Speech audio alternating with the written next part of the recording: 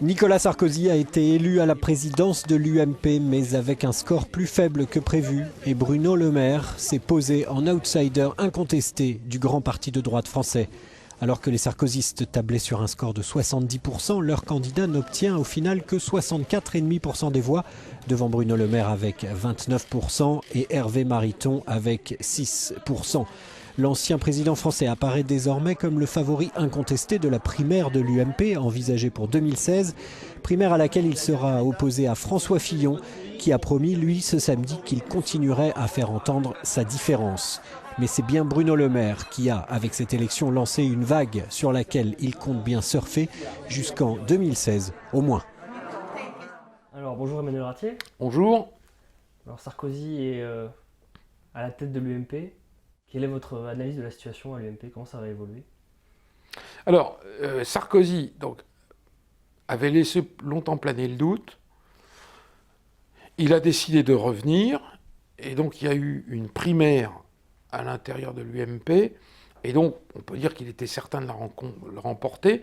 Parce que la base de l'UMP est composée de sarkozystes. Sarkozy avait quand même beaucoup de chances de l'emporter comme ancien président de la République, comme ancien patron de l'UMP, et c'est quand même la personnalité la plus charismatique qu'ils aient à l'intérieur de l'UMP, puisque c'est un véritable homme politique. Je ne suis pas très favorable aux hommes politiques, mais si vous voulez, Alain Juppé, par exemple, est tout sauf un homme politique. Alain Juppé, c'est un énarque, certes très intelligent, comme disait Chirac, le meilleur d'entre nous, mais il n'a pas arrêté de se tromper, quoi. Il a réussi quand même à être condamné pour détournement d'argent au profit de l'UMP quand il était à la mairie de Paris. Il a réussi à participer de manière extrêmement étroite à la dissolution de 97, où il y avait une chambre de droite et on s'est retrouvé avec une chambre de gauche. Il a réussi l'exploit d'être nommé, on l'a oublié, nommé ministre d'État en 2007 quand Sarkozy a été élu, et à être le seul ministre incapable de se faire réélire en juin. Donc c'est quand même quelqu'un qui... si vous voulez, je dirais que Jacques Chirac, il gagnait des voix. Quand il arrivait, il gagnait au moins 5% dans une circonscription, il serrait les mains, etc. Bon, Alain Juppé, s'il fait une campagne, il perd au moins 5% des voix. Donc c'est vraiment tout sauf un homme politique. Nicolas Sarkozy, c'est un homme qui rebondit. C'est un homme qui a ça dans le sang, qui est mu par peut-être le pouvoir, mais qui s'intéresse vraiment à la politique. Alain Juppé ne s'intéresse pas à ça. Mais d'un autre côté, on peut dire que Bruno Le Maire fait un très bon score. Je ne parle pas de votre candidat parce que c'est quand même très réduit. Enfin, il a fait quand même à peu près 30% des voix, quoi. Ça veut dire qu'il y a quand même un tiers, au moins, enfin, avec les autres, à peu près 40%, je dirais 35%, 35 à 40% des cotisants de l'UMP qui ne se retrouvent pas à l'intérieur de Nicolas Sarkozy. Alors, il a remporté une première victoire parce que je pense qu'il se situe dans l'hypothèse d'un accident électoral, c'est-à-dire d'une dissolution anticipée de l'Assemblée nationale, voire d'une démission de François Hollande. Je pense qu'il se dit on n'attendra pas 2017 pour qu'il y ait un changement, la législature et le quinquennat n'arriveront pas au terme de la période. Et si on se place dans cette hypothèse, si on se place dans l'hypothèse d'une démission de François Hollande, qui à mon avis n'est pas du tout impossible, même si ça peut paraître surprenant, je pense qu'elle n'est pas du tout impossible. Il faut savoir qu'il n'y a quand même que 1% des Français qui le soutiennent. Il a à peu près 14% de cote de popularité, ce qui est quand même lamentable. Ce qui est la cote du PS maintenant, qui est systématiquement éliminée dans toutes les élections, ils font 14%. Mais sur les 14% de Français qui soutiennent François Hollande, il y en a quand même... Dedans, il y a 13% qui le soutiennent relativement. Il n'y en a qu'1% qui le soutient totalement. Ça veut dire qu'il y a quand même une cote très très faible. Donc je pense qu'il est possible que François Hollande, qui a eu des déboires personnels avec Weiler, qui est respecté par personne, qui est ridicule sur les photos, quand il fait un voyage dans les pays de l'Est, en fait, etc., qui est incapable de respecter la parole de la France, par exemple, avec les Mistral, en fait, etc., peut parfaitement démissionner. S'il démissionne, il est absolument évident que Nicolas Sarkozy sera candidat. Et que ça ne sera pas Alain Juppé. Tout simplement parce qu'ils n'auront pas le temps de faire de primaire.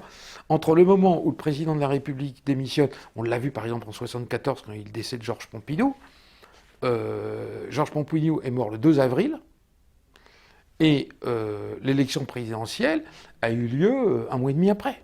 Donc c'est quasiment automatique. Si on se place dans l'hypothèse d'une dissolution de l'Assemblée nationale, il est absolument évident que le PS va se prendre une claque monstrueuse. On dit qu'il garderait entre 30 et 50 députés. Je ne vais pas sortir ma boule de cristal, mais ça paraît plausible, surtout parce qu'il risque d'être... L'électorat socialiste sera démotivé, ils auront une concurrence à gauche, et puis il n'y aura peut-être pas un fort taux de participation, donc ils seront automatiquement éliminés.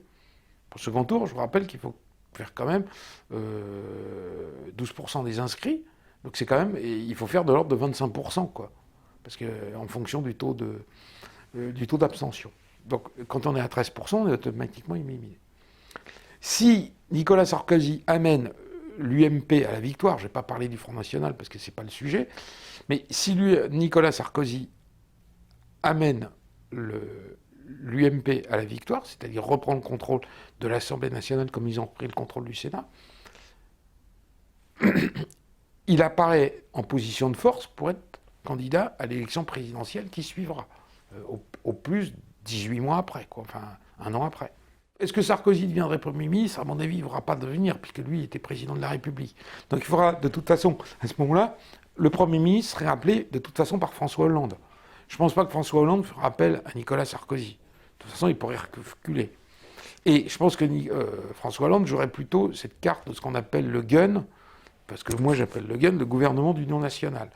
C'est-à-dire éliminer la moitié des écologistes, garder Jean-Vincent Placé qui a un trait dans l'âme, éliminer le Front National, éliminer Mélenchon et éliminer l'aile droite de l'UMP. Et donc on ferait peut-être appel, par exemple, à Alain Juppé. François Hollande pourrait faire appel à Alain Juppé. Bon. Pour le moment, on est quand même dans, si vous voulez, c'est plausible, mais c'est pas évident. Si on se place dans l'hypothèse d'une élection présidentielle en 2017 et des élections législatives en 2017, il y aura une primaire. Et là, Sarkozy serait toujours gagnant pour une primaire ? Tout va dépendre qui vote. Tout va dépendre aussi de la situation politique de la France et économique de la France. C'est-à-dire qu'on voit bien qu'en ce moment, le Front National a le vent en poupe.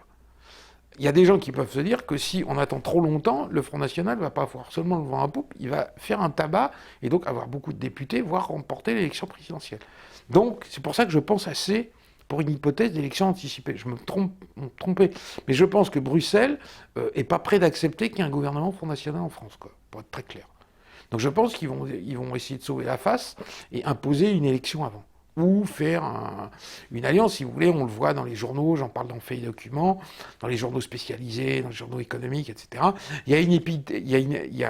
Ça a été annoncé par la lettre de l'expansion en octobre dernier, un ticket qui serait apprécié par le patronat et par Bruxelles, c'est un ticket Juppé Premier ministre, Macron ministre des Finances. Et donc ensuite Juppé président de la République et Macron Premier ministre. Vous voyez cette alliance. Alors, Nicolas Sarkozy, Alain Juppé a un problème, c'est qu'il est quand même âgé, et d'autre part, il n'a pas d'appareil. Il n'y a pas d'appareil. La machine UMP, qui est héritée de la machine RPR, qui est héritée de la machine gaulliste, c'est une vraie machine. C'est-à-dire que quand le patronat donne 100 € à l'UMP, il donne au maximum 25 ou 30 au PS, et 0 au Front National. Bon. Donc, mais ça n'arrive pas dans les caisses d'Alain Juppé, ça arrive dans les caisses de l'UMP. Donc, inutile de vous dire que Nicolas Sarkozy, il va blinder la structure de l'UMP.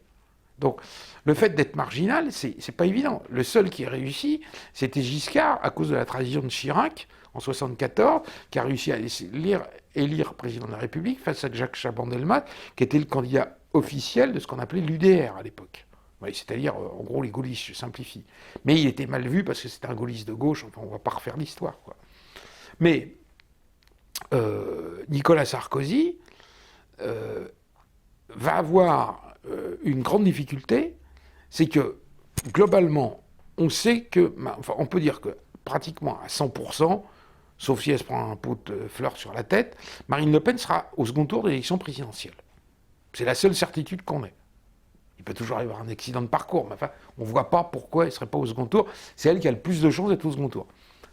Et il y a de très fortes probabilités que le candidat qui lui soit opposé soit un candidat de la, entre guillemets, droite parlementaire. Parce que je pense que la gauche sera bananée et balayée. Donc, on va avoir ce truc extraordinaire où on va avoir la droite qui va devoir incarner la gauche. Puisque Marine Le Pen, même si elle a un programme de gauche, est considérée comme d'extrême droite. Donc, on va avoir, il faut trouver quelqu'un qui soit susceptible que la gauche vote pour lui, au second tour. Et c'est plus Juppé que Sarkozy. Voilà, alors c'est plus Juppé que Sarkozy, mais bon, moi j'en parle dans ma lettre, je ne fais pas des prophéties, mais si vous voulez, il y a d'autres possibilités, et on le voit bien dans la structure de l'UMP actuelle.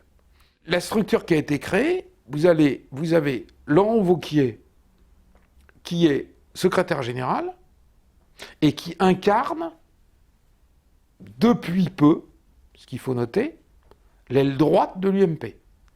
Pour être très clair, il l'a reconnu, Wauquiez rencontre toujours Patrick Buisson. Alors que Nicolas Sarkozy est fâché à mort avec Patrick Buisson depuis qu'il a découvert qu'il enregistrait ses conversations avec Carla Bruni, les ministres, etc. Donc ils sont fâchés à mort, il l'a même fait condamner. Mais Buisson est toujours dans la coulisse et travaille pour Wauquiez. Donc on peut dire que c'est des valeurs droites conservatrices qui essayent de rafler, comme l'avait fait Nicolas Sarkozy en 2007, une partie de l'électorat Front National.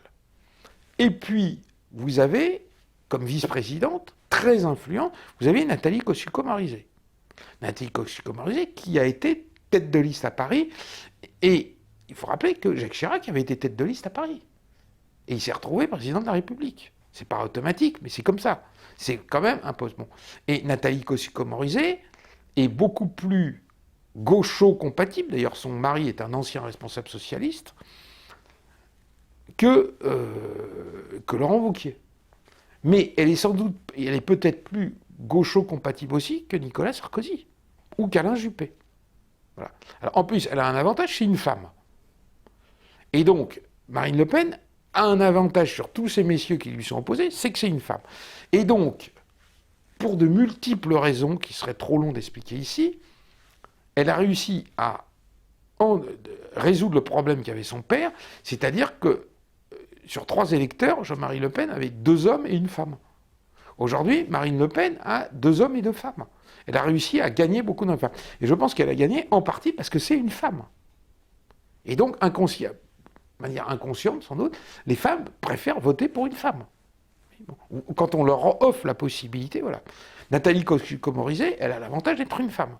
Et donc, ça rétablit, je dirais, l'équilibre. Ça serait une parfaite illustration de cette France féminisée d'avoir 2 femmes au second tour de l'élection présidentielle. Ce qu'on n'a pas encore eu, je crois, enfin si, on a peut-être eu dans quelques pays, on l'a eu au Brésil, par exemple, enfin, c'est quand même assez rare. Voilà. Pour le moment, ça ne s'est jamais produit en France. Donc, je ne vais pas faire des prévisions pour l'année prochaine, etc. Ce qu'on peut dire, c'est que Nicolas Sarkozy, on le voit bien, a perdu en sympathie des Français depuis qu'il s'est engagé dans la politique. Il a encore perdu depuis qu'il a été élu président de l'UMP.